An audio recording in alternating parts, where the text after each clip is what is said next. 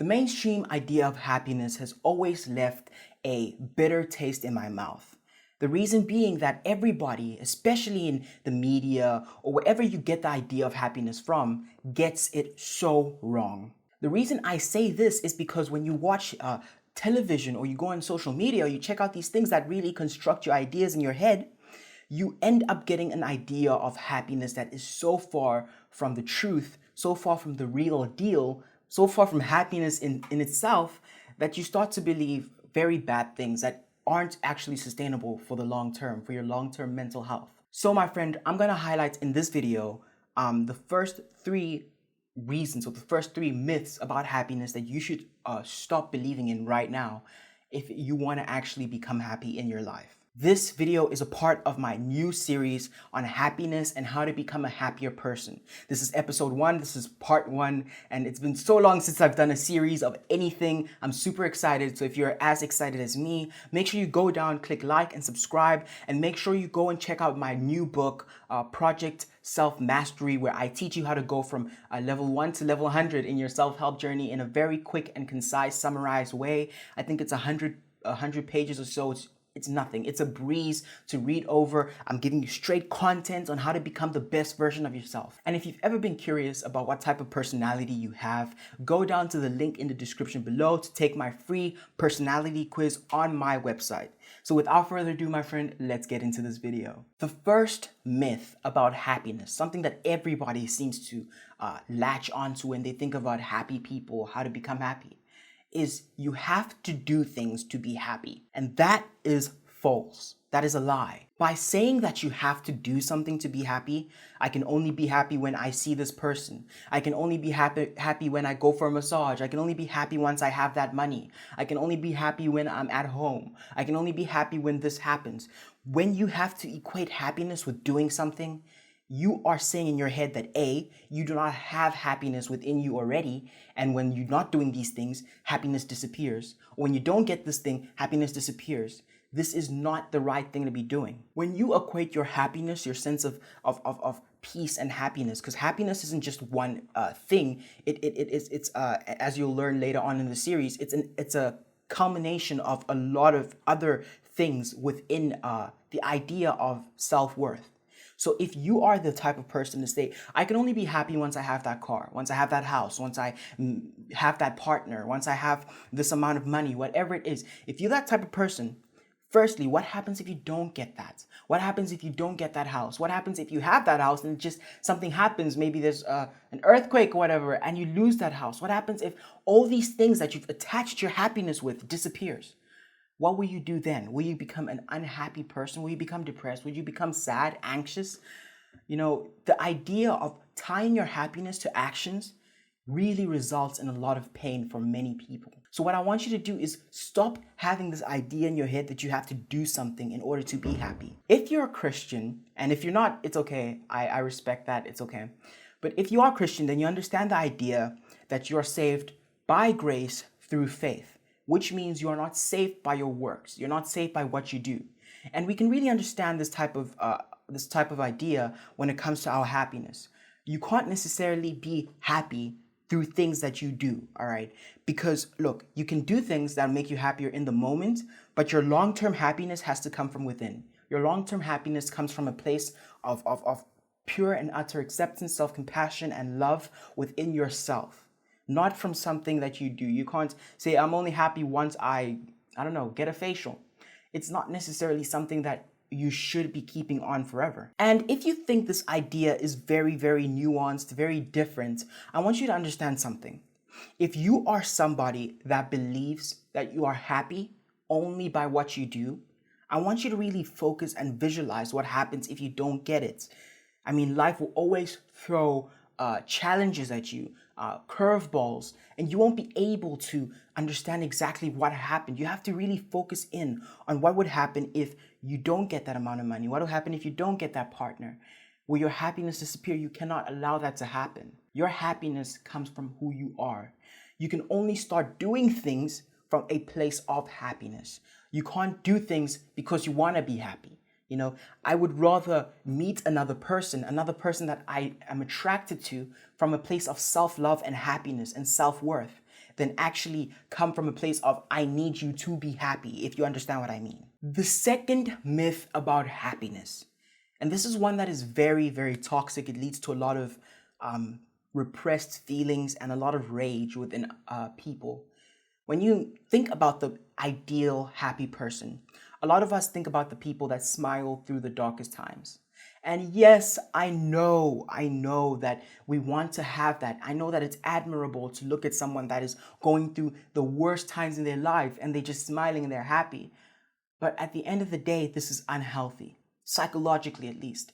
If you're somebody that has to repress your feelings and you don't want to speak to people, you don't want to open up, but you want to keep that shield of being happy, this is when you enter the uncanny valley area of life. This is when things become fake. This is when you become incongruent. When I say congruence, I mean you are aligned in your actions, your thoughts, and your feelings. If you are somebody that is going through a tough period and you're sad, at least have your thoughts, your actions, and your feelings aligned so you're a congruent person. Now, a lot of people think that once you go through this period of sadness, even when you are a happy person, you lose all your happiness.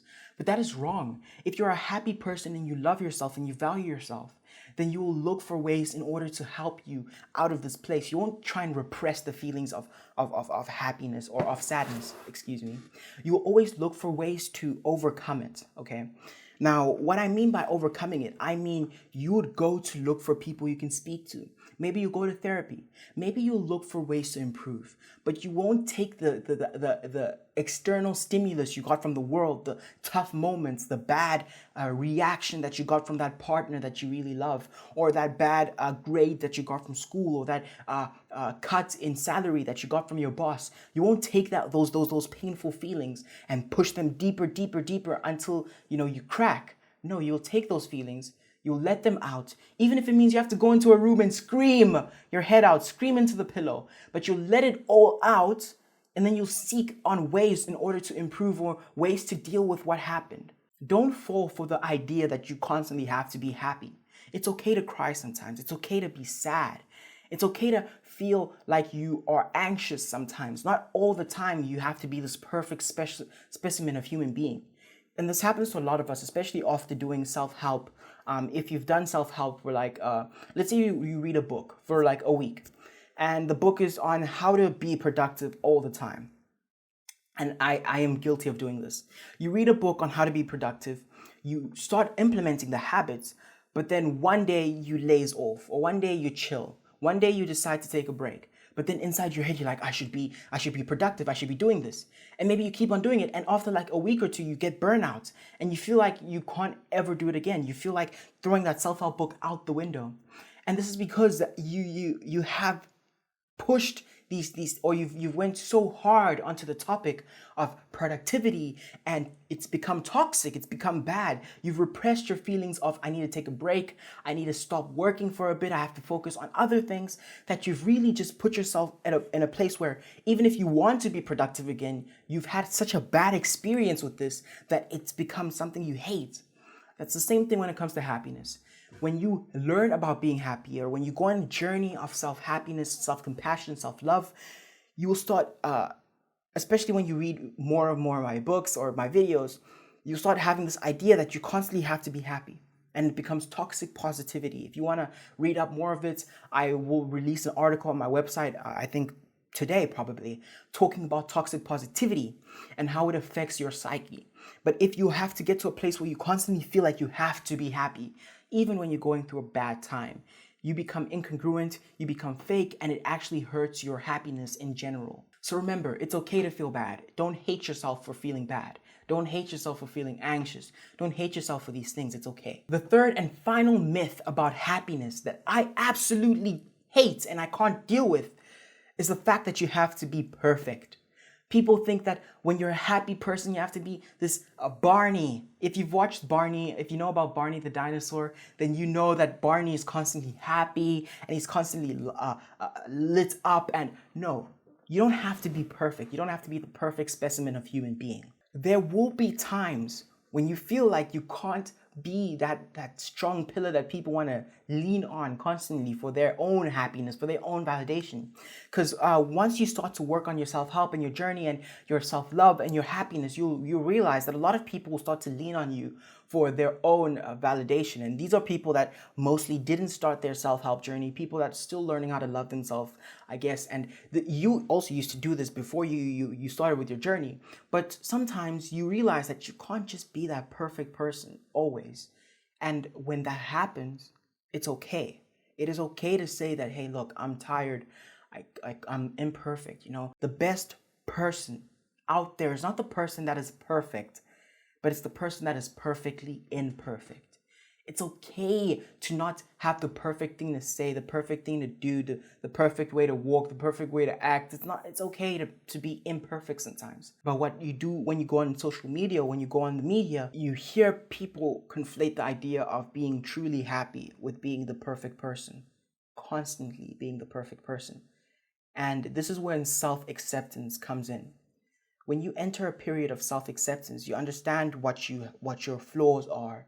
You understand what your strengths are, and you decide, hey, look, I love myself for my flaws and my strengths. I love myself for every part of me. You don't hate yourself for one part of you and you try and repress it, as we said before. You try and repress certain parts of you in order to express certain parts of you, certain other parts of you. You actually say, hey, look, I know that I'm imperfect. I know that whatever's going around me right now is something that will pass, right? I know that I am a happy person at my true core. Let me go out there and let me be imperfectly perfect. Let me go out there and be so flawed that people know that I'm original.